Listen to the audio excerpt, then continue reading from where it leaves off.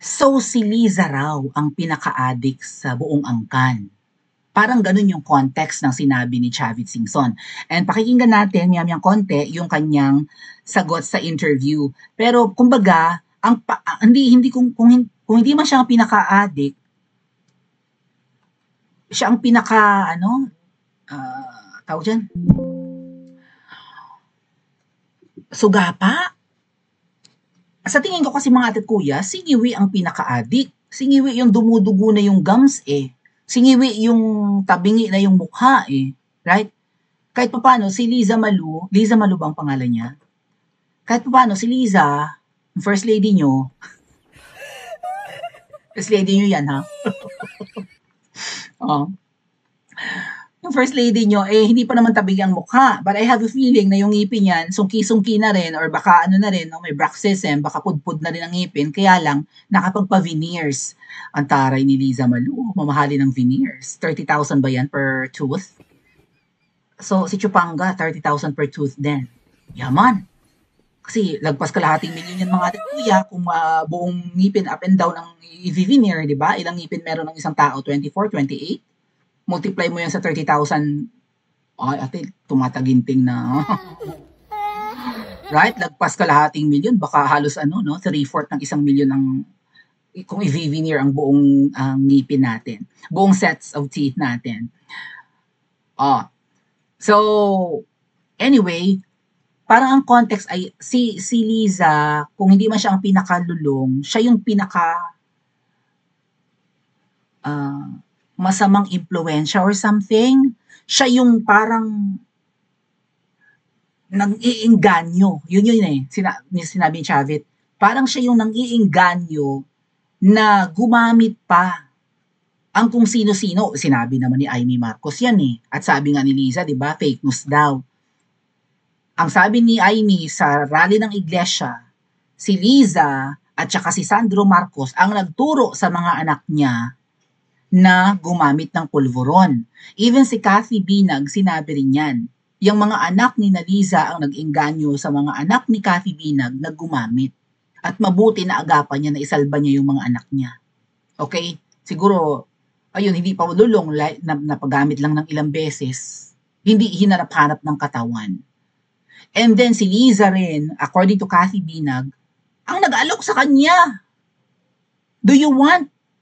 So si Liza, hindi katulad siguro ng maybe si Ngiwi, hindi naman siya nang aalok. Baka masiba talaga si Ngiwi, tama? Like, ba't ko iaalok sa iyo? Teka, akin muna ito. Kahit na marami kaming ganito. Akin, ba't ibibigay sa iyo? Kung hindi ka naman marunong, masasayang lang, something, no? Kumbaga parang dalok-dalok si Ngiwi. Ito namang Liza, dahil na she's proud of being very New York, being cool mom, lagi pa bebe yan eh. No? Feeling bagets, right? Feeling maganda. Anyway, sa lahat ng magagandang naging jowa ni Ngiwi, si Liza ang nagwagi. Siya ang pinili. Siya ang pinakasalan. Siya ang inanakan. So, mataas ang ere ng lola nyo. So, kung si Ngiwi yung matakaw, si Liza naman yung nagpaparami pa ng malululong. Right? Kumbaga, para siyang recruiter. Masamang impluensya. Siya pa ang tagaturo kung paano gumamit ng droga. So, anong dapat parusa dyan? Pakinggan po muna natin si Manong Chavit sa kanyang mga pasabog laban kay Liza Marcos. And ano ang dapat gawin dito ng mga Pilipino? Pero ang dapat kumilos dito, at sinasabi nga rin ni Chavit Singson, kung walang ginagawa ang may mga dapat gawin, katulad na lang ng military at mga pulis, sila ang dapat sisihin. Kung mapariwara man ang Pilipinas, o malugmok ng tuluyan ng Pilipinas. Right? Kasi sila yung may responsibilidad na protektahan ng mga tao. Pero ayan na nga yung mga allegations. May mga namatay na nga eh. Right? Babanggitin ni Chavit, may namatay sa mga pinagpulvuro ni Liza Marcos. Let's listen. So, Gob, sa palagay niyo po ba, dahil si Senator Amy ay nag-focus lang tungkol doon sa problema ni Pangulong Bongbong, nagkaroon po ng mali sa kanyang action, or sa tingin niyo po may pagkukulang, or kayo po ba ay agree doon sa kanyang ginawa? Agree ako sa ginawa niya dahil nakatulong sa haka-haka yung mga tao dahil walang preba. Yun ang preba. Ako, alam ko, dahil magkakapit-bahay kami sa probinsya, alam ko, especially the First Lady, marami ng kaibigan na nagsabi sa akin na siya nagyayaya. In fact, nahuli sila sa LA, sa Beverly Hills, na nag-party sila ng cocaine. At namatay yung isang kasama nila na hindi marunong magdroga, pinilit nila si Paulo Tantoco. Baguhan siguro yun na hindi nila, pinilit nila, number 2, na hindi niya alam namatay. Nandun si First Lady. Kaya lang, 12 hours bago nag-report, bawal yun, kasalanan it's against the law in the US. Patagalin mo yung report. Dininis muna nila. Pero ang report, dininis nila, marami pa rin nakitang, nagkalat pa rin ang cocaine. Yun ang namatay si Tantoco. So, hindi marunong gumamit. Sinursulan nila dahil gano'n ang ugali doon ni First Lady sa mga party-party nila. Dahil yung asawa niya sa secretary ni First Lady Lisa Marcos. Gov, linawin lang natin kasi medyo mabigat itong mga ganitong kwento na somehow sumusuporta doon sa naging revelasyon ni Senator Amy tungkol sa di umano'y paggamit ng droga ng kanyang kapatid. So, eto ba, Gov, na ikinukwento niyo po na nangyari sa US ay meron pong basihan, may mga kwentong reliable sources na pinanggagalingan? Meron sa LA. May police report na. Tsaka may coroner's official police report ng LA sa LA, Beverly Hills, na totoo yun, bawal nga yung ginawa nila na 12 hours ang nakalipas bago, dapat agad-agad re-report yan. It's against the law kung i-report mo na dinilis nila. Ewan ko kung bakit late, hindi naparusahan doon si Madam First Lady na kasama ron. Lahat ang kasama niya. Alam, kumpirmado na nandun siya. Pero Gov, sa kabila po ng lantaran na, prangkahang sinabi ni Senator Amy, yung mga nalalaman niya tungkol sa kanyang kapatid at sa kanyang hipag, patuloy pong pinabubulaanan ng kampo ni Pangulong Bongbong yung mga ganitong kwento. At sabi nga po niya, kung hinahamon man siya ni Senator Amy ng hair follicle test, hindi po siya kakasa o papayag. Ano po ang reaksyon niyo doon? Ibig sabihin, guilty si BBM. Ayaw niya Guilty. Guilty siya. Kung wala siyang droga sa katawan, ali kayo. Di ba niniwala ang tao? Ayaw niya. Guilty siya. Yun lang po ang nakikita nyo. Wala po ba kayong nakikitang ibang dahilan? Bakit ayaw niyang pumayag? O baka sinasabi nga po ng Malacanang na hindi naman na dapat patulan yung mga ganitong akusasyon lang. Importante yan. Sinisiraan ako, nagduro-duroga ako. Kasi sabihin ninyo ako, para malaman kung totoo. Serious yung accusation. Everybody knows and speculating on it. Marami na spekulasyon dyan, pero walang makakonfirm. Kinumpirm na ang kapatid niya. Alam ko, pero di ako nagkukonfirm. Hindi ko noong kabataan niya, marami na rin nagkukwento sa mga barkada niya. At kilala ko yung mga barkada niya. So, hindi ako pwede mag-confirm, pero alam ko. Ayun, kinumpirm ni Juan. Kaya marami natuwa pag-confirm ni Amy. Lahat naman ng against Marcos, kung anong sabi mo, babanatan ka. At nandyan yung libo-libong, meron nga, i-print ko, may statement si Bongbong noon na bumili siya ng Army of Trolls. Kaya meron silang troll farm. Ang sumasagot na mga trolls.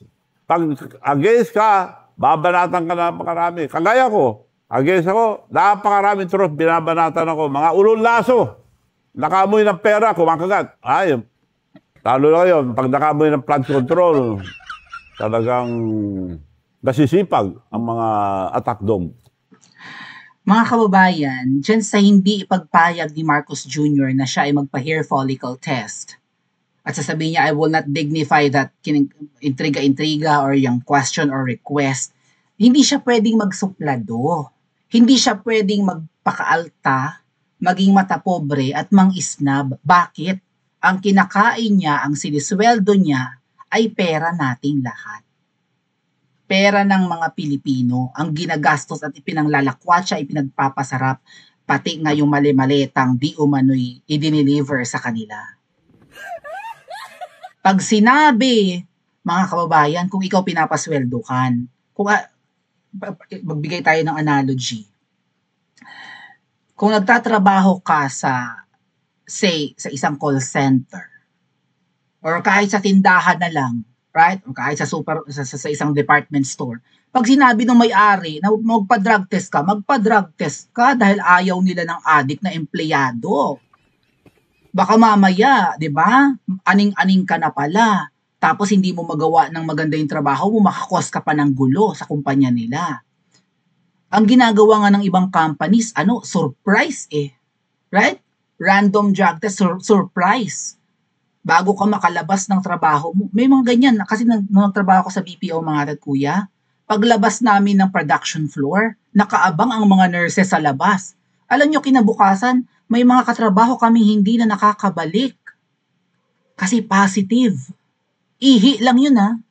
Yung drug test, ihi, tapos yun yung may mga x-ray.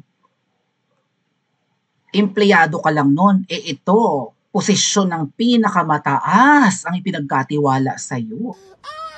Ikaw ang hari ng Pilipinas.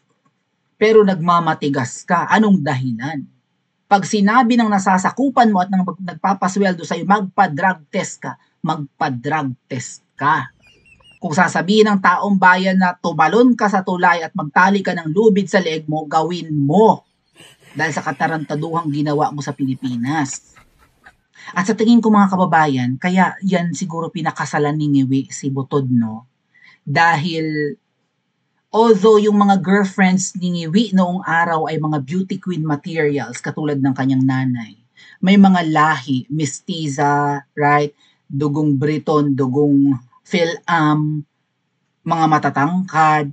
As in, yun yata yung preference ni Ngiwi, mistisahin. Hindi yung payak na Pilipino. Kaya siguro siya nauwi dito kay Butod dahil ang ginawa ni Butod ay lahat ng hilig ni Ngiwi ay sinasabayan, pinagbibigyan. Right? Kung gusto ni Ngiwi ng isubo ang kanyang kargada, isinusubo siguro ni Butod, right? Kung gusto ni Ngiwi na tumatambling at nag-i-split pagbagsak ang jowa, baka ginagawa rin ni Anis. Mukhang wild si si Butod, di ba? O kaya naman, either si Ngiwi noon ay lulong na, nung siya'y kabataan pa niya, tapos sinabayan siya ni Butod sa bisyong yan ng pulburon, or si Butod pa ang nagturo ng pagpupulburon kay Ngiwi. At nahumaling din si Ngiwi sa pulburon. That's why, despite na hindi yan maganda, pagka naman siguro nakakatira sila ng pulburon, di ba? Magagandang lalaki at magagandang babae ang tingin nila sa kanilang mga sarili. Anyway, mga bata sila nun, so siguro may mga itsura naman kahit paano, right? Ngayon na lang tayo narurumi sa pagmumukha ni Butod dahil nga masama na ang paghihitsura at kung todo edit pa, masama rin ang ugali. Ano sa tingin niyo mga kababayan? Lulong na si Ngiwi bago pa nakilala ni Butod o si Butod rin ang nagturo? Kasi yan ang sinasabi ni Chavit. Ang nagtuturo sa ibang gumamit ng gumamit at nag-aalok pa. So parang pusher siya. Tama ba? Pa-comment sa comment section at mag-like at subscribe din po kayo.